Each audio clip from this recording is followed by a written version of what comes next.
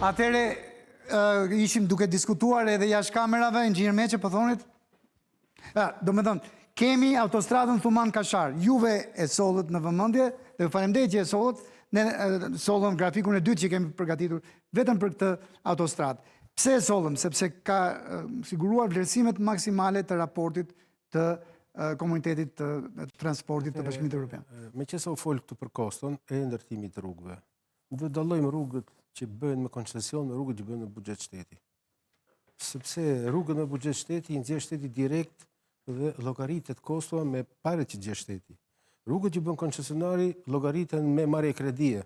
Çka do të thotë që në koston e ndërtimit të rrugët me koncesionarin janë edhe kostot e kredisë. Për shkak të interesit të në një moment caktuar bëhet gabim i madh shumë ky dhe pastaj fillon krahasohet kilometri këtu me kilometri aty. Nuk funksionon. Po jap shembullin më të qartë fare.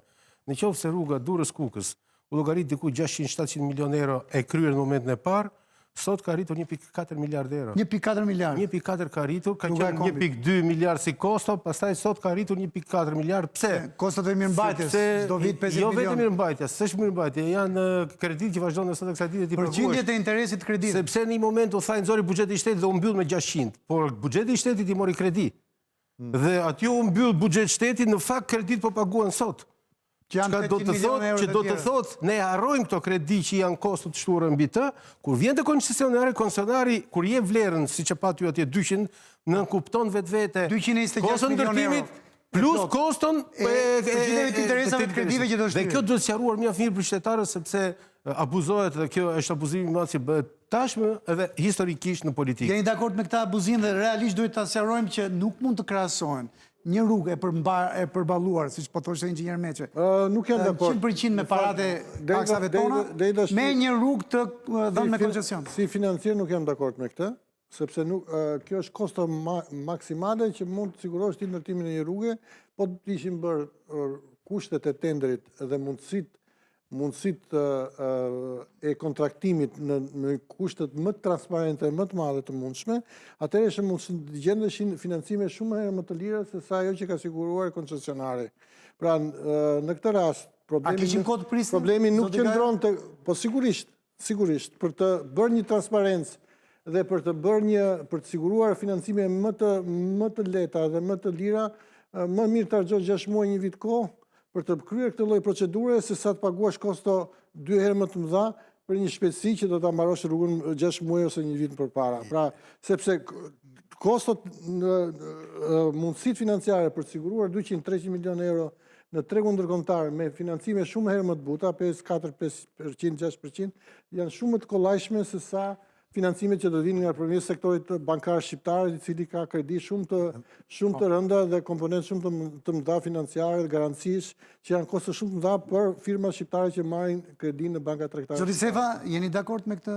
Çiko, këtu pastaj hym ke debati ndërmjet kapacitetit të kompanive shqiptare se çfarë lloj peshë dhe aksesi kanë financë dhe shtetit. Po, unë jam dakord pjesën që mund të pritet dhe mund të merret me instrumenta financiar ndërkombëtar një kosto shërbimi. Po vonojnë se burokracia e Brukselit dihet. Ka problem tjetër. Përveç burokrat, po mund ta bëj vetëm shteti. Asnjë kompani shqiptare nuk e ka atë nivel vlerësimi apo rating siç funksionojnë në tregjet ndërkombëtare financiare që të dalin në këtë treg dhe me obligacionet e veta korporative të mbledhi X shumë nga investues ndryshëm të interesuar. Dhe këtu duhet kemi parasysh edhe një gjë tjetër, dhe kostun oportune të shtyrjes. Më fal, jo, që ta bëjmë pak të debatueshme. Çdo lloj koncesioni, sepse këtu te neve është shkëputet aspekti financiar me aspektin e zhvilluesit. Në çdo lloj koncesioni, kur vjen një lloj propozimi, vijnë të dy bashkë. Vjen institucioni financiar bashkë me zhvilluesin. Këtu te ne vjen një zhvilluesi, merr kontratën, pastaj gjen financimin. Pra që në momentin e parë to vinë të dy bashkë. Pra mund vinë një bankë shqiptare, po mund vinë një bankë e huaj. Siç ka ardhur në 2005, po që u anullua ajo Ekuruda Tiranë-Durrës, që u anullua që ardhi Deutsche Banku bashkë me General Electricun. Ardhi dhe banka që siguroi financimin, ardhi dhe koncesionari. Pra normalisht koncesion vinë të dy bashkë. Kjo është e rëndësishme, sepse kur vjen banku, sepse erdhi General Electric. Po pikërisht për këtë po them unë, që duhet të vi, sepse vjen sjell kredibilitet financiar që sjell banka në kushtet që të mos falimentojë qoftë shteti, qoftë ai zhvilluesi, vjen dhe kredibiliteti sepse një bankë serioze nuk i jep Dhe kostoja është më e ulët. Një kompani që nuk. Çfarë problemi tjetër Po ka? ndërhyjnë mekanizme ekonomik këtë. Jo, kjo është e rëndësishme. Po do ta them dhe këtë. Për të ulur këto kosto, se ndryshe pastaj do shkojnë nga jo 3.5, çan kosto do shkojnë në 10 dhe 12. Prandaj definova atë 3.5-in që nuk do jetë, ajo do të jetë shumë e lartë. Pse? Po me këtë Për ta thjeshtuar gjën. Nëse një qytetar vetë të një ndërtues sot dhe ble një shtëpi, i thot ai me 2500 metër, 100 metër katror, thon 250.000. Nëse ai ka në xhep i vetë e i thot 250.000. Nëse nuk i ka i vetë bankës, dhe përgjithsisht i vën bankës. Sa i vetë kosto e shtëpisë qytetarit? Kacafiu që themi 400.000 vete. Kjo është logjike thjesht e koncesionit. Rritet me herë. 400 e ka bler, nuk e ka bler 250. Po kjo tani vim tek kreditimi ekonomisë shqiptare nëpërmjet këtyre aktorëve. Pengesë shqiptare për financim, edhe në kohën e Berishës që prodhoja deficit e madh të fshehur Berisha, është deficiti buxhetor. Ai të thotë 61% s'ma kalo. Çka do të thotë? Që ti të mbulosh gjithë këto kredi, borxh publik deficiti. Po deficiti ushqen, ka të drejtë inxhinier Meçi në kuptimin që borxhi jo çdo vit deficiti ton borxhin. Borxhi 61% e lej. Dhe thotë kalove 61%-in të bëhet protektor të gjithë të organizatat që për të fshehur tani, pra për të manipuluar që nuk e kemi kalu 61%-in, hapet një rrugë tjetër, ku nuk është shteti borxhli, pra nuk është borxh në buxhet, por është te privati. Dhe tashmë, nëse do flasim, del qeveria dhe thotë ne kam shpërnë deficit, këtë borxhin 57%. Po, e ka shpërnë 57%, sepse këto investime 54 madje. 54, sepse A që ka vërtet? Kjo është tani. Po ka rënë euro më fatos nuk. Po dhe euro ka rënë. Po mirë më ka shumë faktor. Më tepër kjo lidhet me faktin që shumë nga rrugët tona, pra shumë investime kapitale që marrin shumë. Tashmë praktikisht po mbulohen nëpërmjet kredimarrjes të privatit. Dhe kjo është arsyeja që borxhi fshet, me garanci të shtetit. Jo, garancia është tjetër gjë pastaj. Garancia është garancia e shfrytëzimit, nuk është garancia e ndërtimit. Po dështoj private e paguan shteti. Në të gjitha rastet garancinë do ta jap shteti.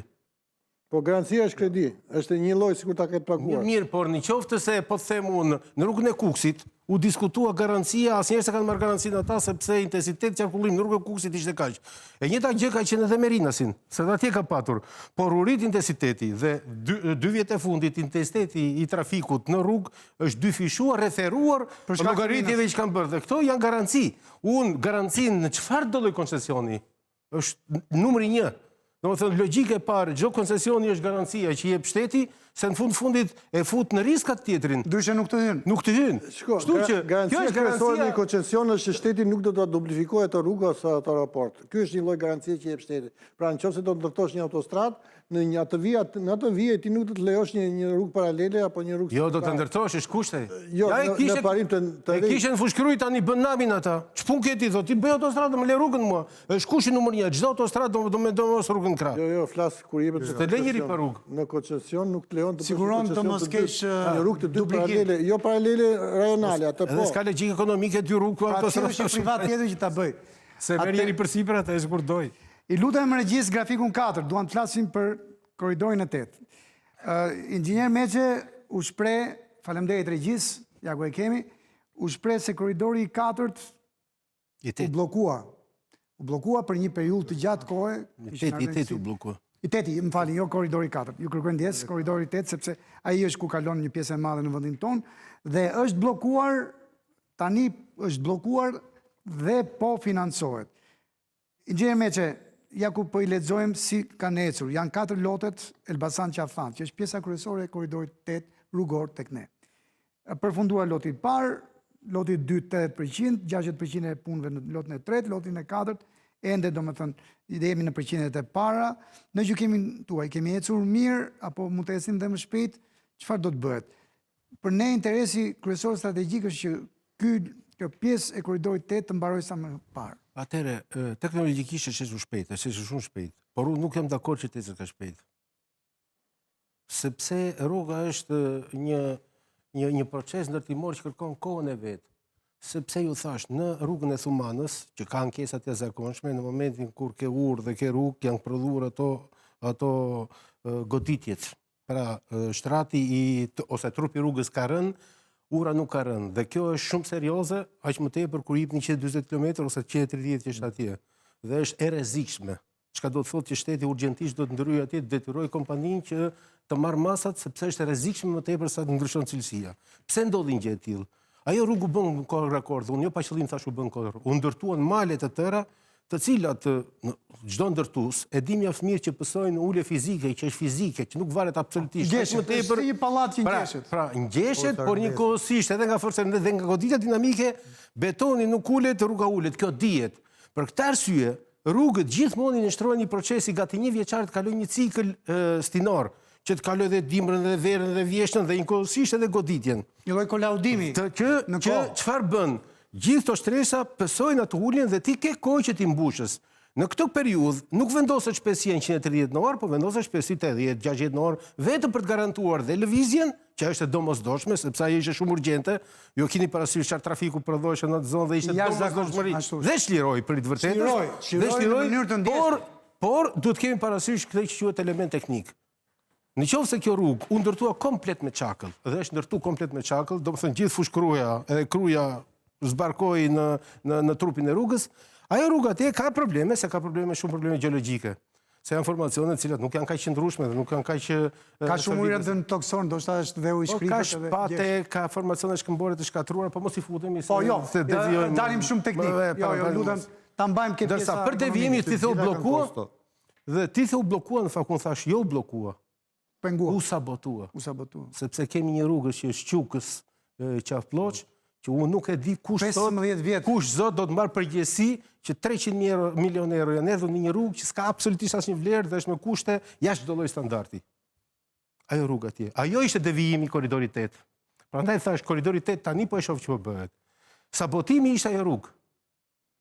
Si ishte fare e nevojshme, bëjë një rrugë për Mokrën, se Mokrën ka kap vetëm, dhe ishte mirë që ja bëja Mokrës, se ishte një zonë e cila është zonë ku ka goxha fshatra, ka popullat. Ka popullsi të dëmtur. Plus që ka resurse të korridore blegtorale dhe bujqësore. E justifikon situatë, si edhe një rrugë. Deri kaq. Po jo 300 milion. 300 milion është... Zoti Gajo, në gjykimin tuaj, do doja të shikonim tek korridori blu, me qenë se e diskutuam korridorin 8, i lutem regjis grafikun 5, dhe po e lexojmë së bashku. Rëndësia e korridorit blu. Për të dhënë një herë që përqendrimi strategjik ju thatë që është munges strategjie. Ne keni drejtë se me letra vërtet nuk e kemi. Por ama, ndërtimet e fundit, të 5-6 viteve të fundit, të duket sikur të çojnë ujë tek 2 korridoret kryesor, që janë edhe damarët kryesor strategjik tonë. Po shikojmë strategjinë dhe përfitimet nga ky korridor strategjik blu. Korridori pra veri jug.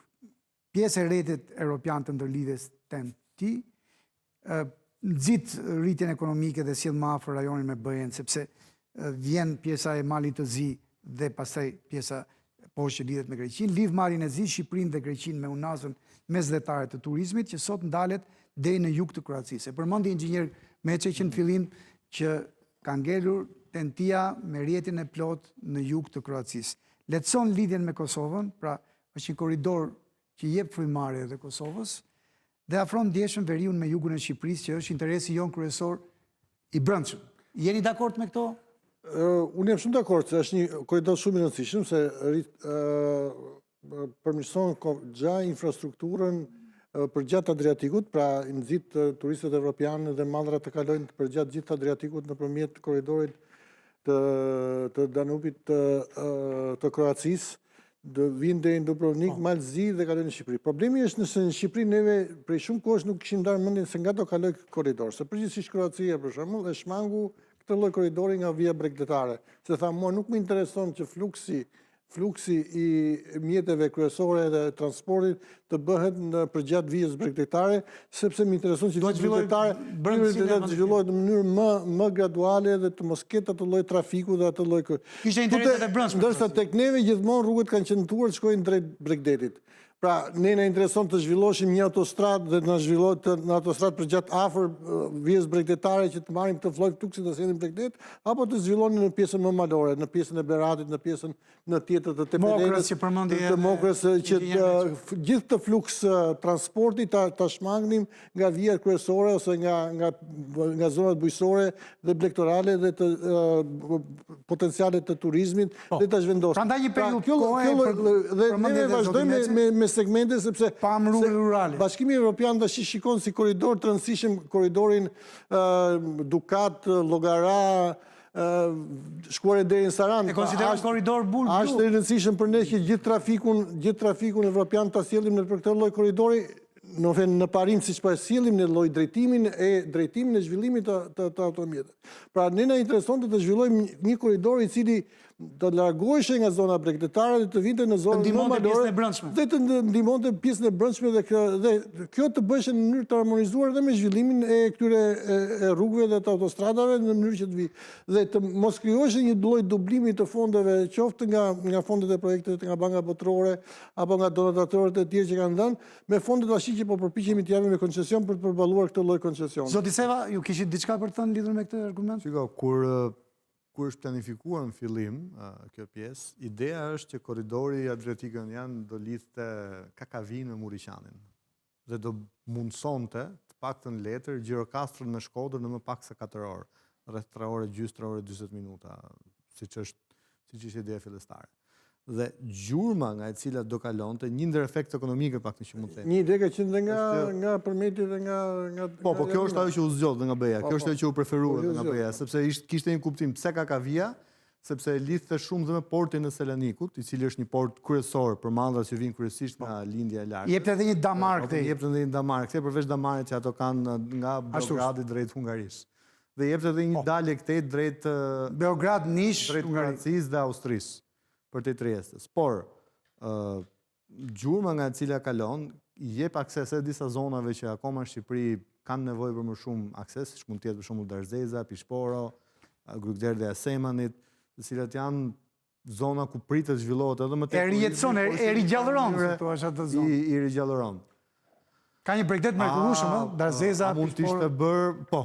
A mund të ishte bërë në një gjurmë ndryshme? Në fakt, ky ishte propozimi kryesor që mbështeti edhe qeveria shqiptare. Në atë kohë BE-ja thjesht. Pra interesat e Bashkimit Evropian aty ishin me qeverinë shqiptare. Ne gjithmonë interesojmë që ta sjellim afër bregdetit. Inxhinier Meçe? Pikërisht, sepse tani flas në gjeopolitikë, nuk flas në ekonomi. Pikërisht ky korridor i ndërtuar deri ka vishë sabotimi i dytë që u bë gjeopolitikës shqiptare. Sepse gjithë infrastruktura shqiptare u vënë në dispozicion të infrastrukturës greke ku nga Durrësi dhe nga Vlora, që ishin porte potencial dhe po kthehen tash në potencial, do kalonte Selanik dhe gjithë infrastruktura jonë do punonte për Selanikun. Ishte projekti qartë grek, i mbështetur nga Bashkimi Evropian dhe çuditërisht i mbështetur nga qeveria shqiptare, nga qeverisë shqiptare. Është goditur tashmë.